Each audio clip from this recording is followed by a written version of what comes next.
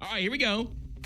Talking about things that it's kind of the most boomer thing that your parents do from the boomer generation, okay? So you think about just them being kind of old school. Now, if you're lucky enough to have your folks still in your life, find these things endearing. You know what I'm saying? Because you're lucky enough to see them do these type of things. I feel that way anyway. Play an iPhone slot machine game at full volume in the doctor's office. I don't think my parents play games, but they definitely have their ringer on full volume. Oh, yeah. I'll be sitting next to them on the couch or in a place or at a restaurant or whatever, and it goes off. It startles me. It's like, you're like, whoa! You really can't hear that unless it's that loud? Well, not on top of that, you can hear the conversation that they're having on the phone with the person next to them. For sure. I just heard everything you guys are talking about. My mom balances her checkbook every week. Oh, my gosh. That's another one that was put on this list. Stop writing out checks. That was something that they taught me from a young age, and then I obviously don't use it now. I was in Publix the other day, and someone was writing out a check. I'm like, really? Yeah. You still take checks? Yes, they do. Those little restaurant comments like, wow, they'll let anybody in here when seeing a friend at that restaurant.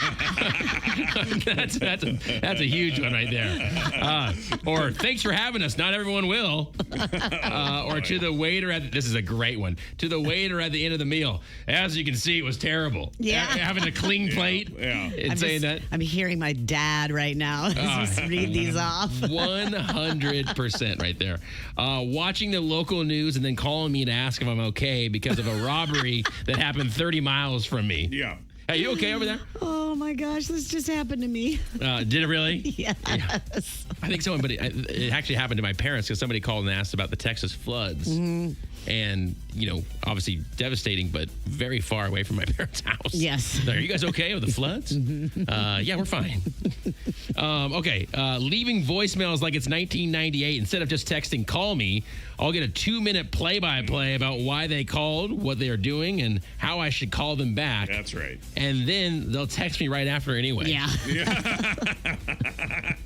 I like how some people who will call and still leave their phone number, and it's like, well, I have your number.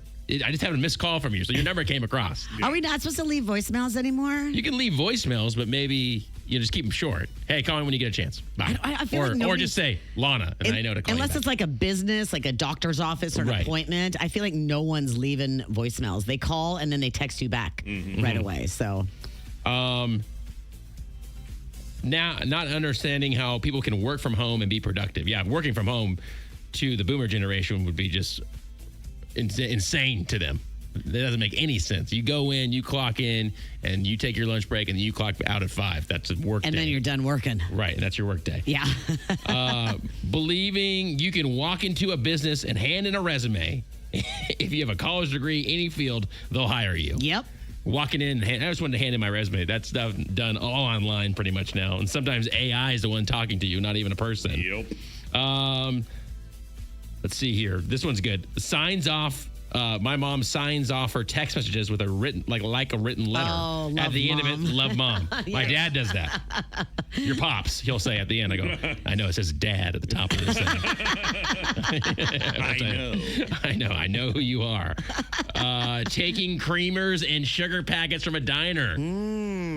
That's something that I've seen my grandfather do. He goes, I like this. We don't have this at home. I go, well, you can go buy it.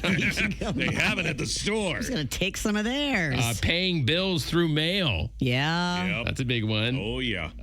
Prints emails and saves them in a filing cabinet. I haven't seen them do that, but... I've been known to do that. Have you really? Well, because I need it if I need it later, but I still have a filing cabinet full of files. But you printed an email?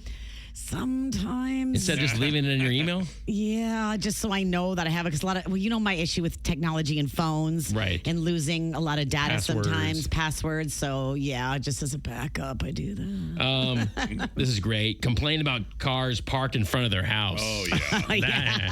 Whose car is that? I got to tell you, I do that. Do you really? Oh, yeah. It annoys me to the end. Nobody should be parking in front of your house. That's correct. It's my house. Yeah. Don't Park be in front of your, like, if you have a party, I get it. But it's like an everyday thing. Come on, get out of here. If there's a rando car outside your house, you want to know whose it is. I agree with you, Kevin. I would say one thing that I don't mind that. unless it's like a spot that I park in usually. It's like, okay, why are they parked Well, if they're blocking your driveway, though, too. Blocking your driveway is one thing. But also, people that use your driveway to do like a 3-point turn, to turn around in your driveway to go the other way, I go, whoa, because you see the lights flash in your house or whatever at night. You're like, who's that? All of a sudden the whole house lights up with the headlights and whatnot. So it's like, who's turning around? Is there something going on? Do I need to go out there? So there's some boomer things that your parents might still do. I say find them endearing because it's funny. My dad is the worst about having his phone volume way up. He wears hearing aids, and they're supposed to Bluetooth. His phone is supposed to Bluetooth to his hearing aids so that he hears them. When I call him, it's just... Because it's picking up all the ambient noise, too. I go, Dad, I don't think it's working. Can you... He goes, hold on, I got it plugged into my ears. Oh, no. I go, all right, that's good. There you go. Sounds awesome. Oh, that's great. All right. You think about all the planning, the stress, the expenses that go into planning a wedding, and then having to call it off would be an absolute nightmare. Oh, my gosh. Can't even imagine it. Well, they had an article and they asked brides that had called off their weddings, why did you call off your wedding? It's got to be a pretty big deal because, like you said, that's a lot of work. Well, I'll just give you a couple of what people weighed in on, all right? So one bride said, I called it off for multiple issues. The dress and shoes I ordered were discontinued. So I tried to find something else. Then the hotel booked the wedding, but not our stay for a long week reservation. This was in Mexico. We needed a place to stay. Luckily, our tickets were refundable. Then our invites were printed wrong. I even double-checked them. Printer error. Far too many red flags when the universe tells you no, it's time to listen. So a lot of things going wrong. That is a lot, but to cancel it? Cancel the wedding because of that. I think that's where you start saying, we're just going to simplify this thing and just elope or do something, shoes were, get some other shoes. Well, trying to find something else. Girls, everything's got to be perfect. Oh, yeah. He nonchalantly told me on the drive to church that if I got fat after the wedding, he would leave me and never contact me again. Jeez. I asked him to pull over, got out of the car, and walked to my mother's house where I explained the situation, canceled the wedding, and blocked him. Wow. My goodness. It's kind of harsh. Yeah, boy, this one's even worse. I caught my husband being intimate with my maid of honor. Ew. That's a problem. That would be a good one. reason to cancel a wedding. My friends tried to tell me and I wouldn't listen. And what could either of them say? They were caught. I immediately went to my dad, calmly told him what happened, and then walked down the aisle by myself and announced to the invited guests that the wedding was off. So it happened the day of the wedding. Wow. That would be great. That's a strong woman to be like, you know what? I'm going to go tell him myself what happened. Yeah. That's awesome. Absolutely. Not awesome that happened, but awesome that she did that. He casually informed me the morning of the wedding that I would be his 6th wife. He had never told me that he even had one wife. 6. Let alone 5. How do you not know people? Seriously. I left him and have no regrets. Yeah. Wow. He told me that he has always kind of wanted to, hang out with me and my sister at the same time. If you know what I'm saying.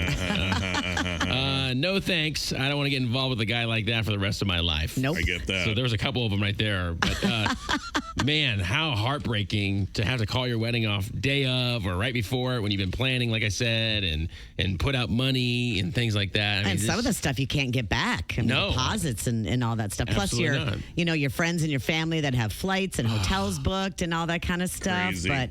But if it's the day of your wedding, at least you got food and alcohol and a DJ. So I'd still have the party. Have the reception. Just uninvite the groom. Uninvite the groom and his friends and then just have the party. Heck yeah. There And you go on the honeymoon with your girlfriends. Hello. There you go. Could do that. That's what I do. There you go. I love that. Make a lemonade out of lemons right there. Well, you got to. I love that. What are you supposed to do? But yeah, those are some pretty bad reasons. Those are some rough ones right there. But I'm surprised that these brides got on social media to let it rip on this stuff and just said, hey, this is what happened to me. But yeah, that's just very interesting that they had to call the weddings off because of these reasons. And good reasons, by the way. Do you know anybody who's ever done that, called off a wedding? I do not. Postponed, not called off. Postponed, okay. Yeah, but that wasn't because of infidelity or anything like that. It just was because of things were not going right, or there was going to be a weather situation or something like that. So that was that was the reason why. But because they couldn't get the shoes that they wanted, I mean, come on. That's where you just kind of roll with the punches and just go barefoot or whatever. And say, so you know what if the invites were printed wrong and there was whatever? I mean, life goes on. Got to do them digitally, like Lana's doing. Yeah, text message, and they just keep coming to me. Hey, are you going to RSVP? Are you going to RSVP? Don't forget. Don't forget. This is Paul, and I'm texting you again. No, I turned that off after you texted me. I didn't know we had it on. It was automatically turned on or whatever with the thing. I didn't, so I went back and checked the settings. Thank you. Yeah. Lana spammed her guests. Yes, she did. They were probably like, "Hello, stop! You got to stop." Yeah, man. If she's being this pushy about the invites, I can't believe how she's going to be on the day up. Yeah.